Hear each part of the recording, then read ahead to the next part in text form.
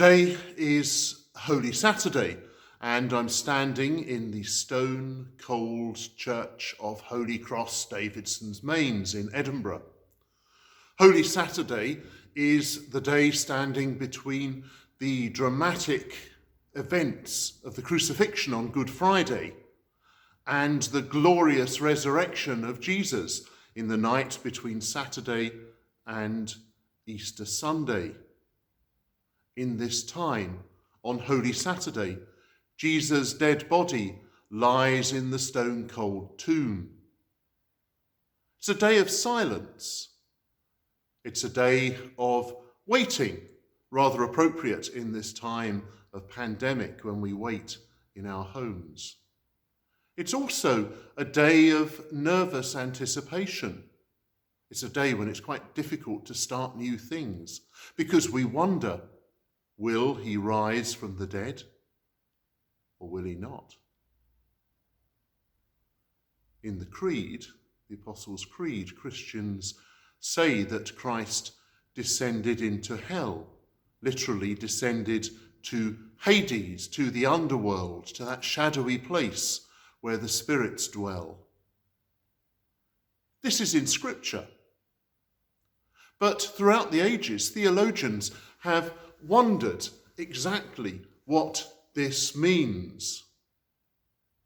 One theologian, the Swiss Hans Urs von Balthasar, suggested that the descent into hell, the mystery of Holy Saturday, was Christ being in solidarity with human God-forsakenness.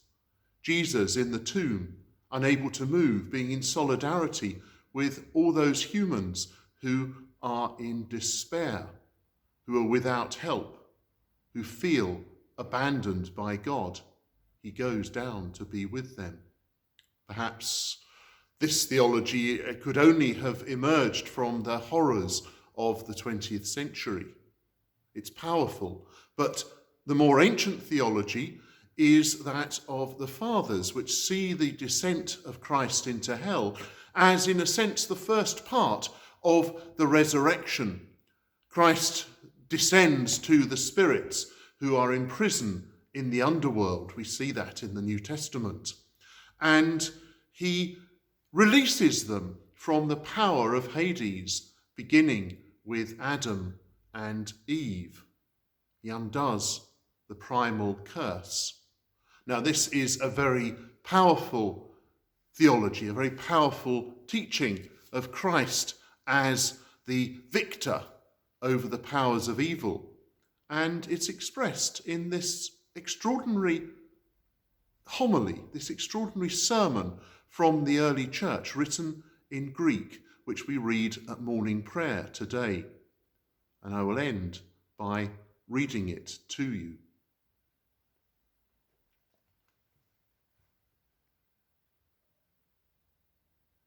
Something strange is happening. There is a great silence on the earth today, a great silence and stillness. The whole earth keeps silent because the King is asleep.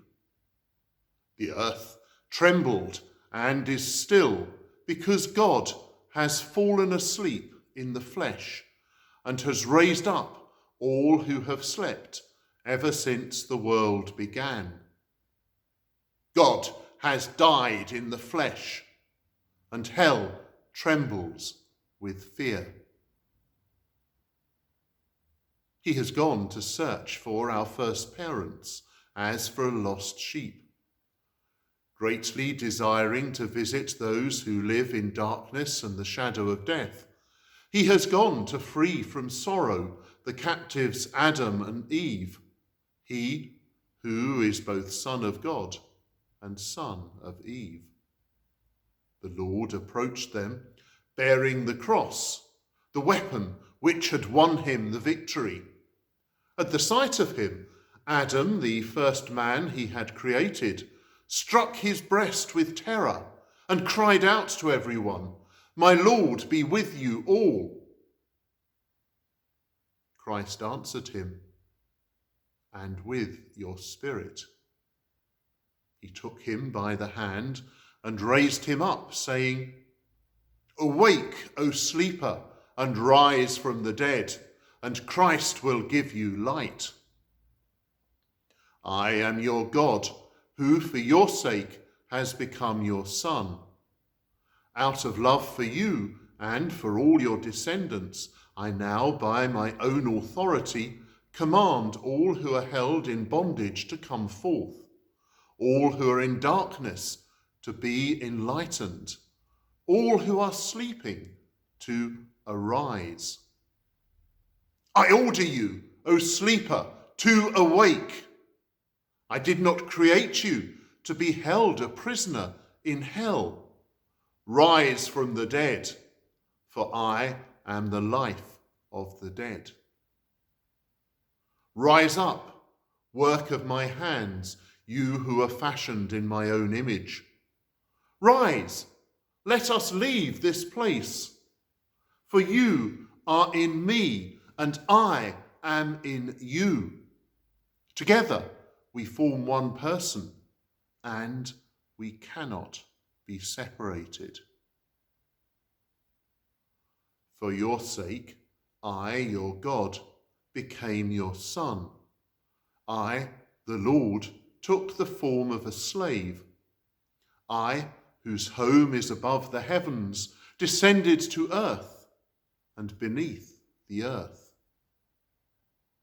For your sake, for the sake of humanity, I became human, without help, free among the dead.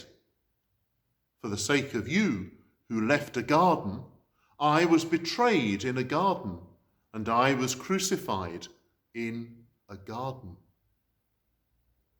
See on my face the spittle I received in order to restore to you the life that I once breathed into you. See there the marks of the blows I received in order to refashion your warped nature, made in my own image. On my back, see the marks of the scourging that I endured to remove the burden of sin that weighs upon your back. See my hands nailed firmly to the tree, for you who once wickedly stretched out your own hand to a tree.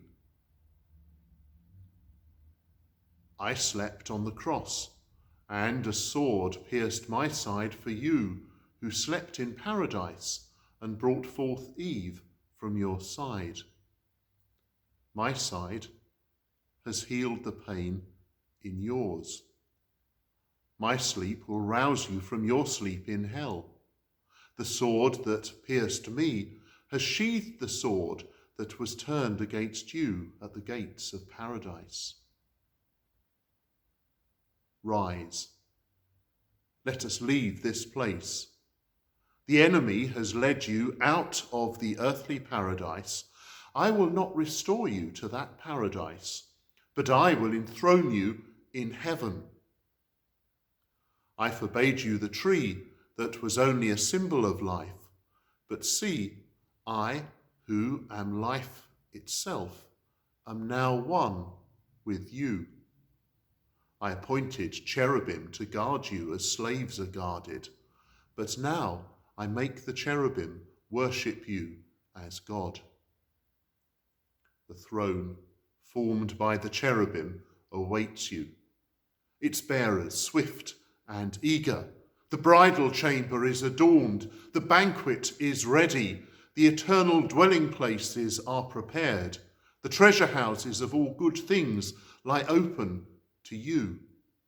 The kingdom of heaven has been prepared for you for all eternity.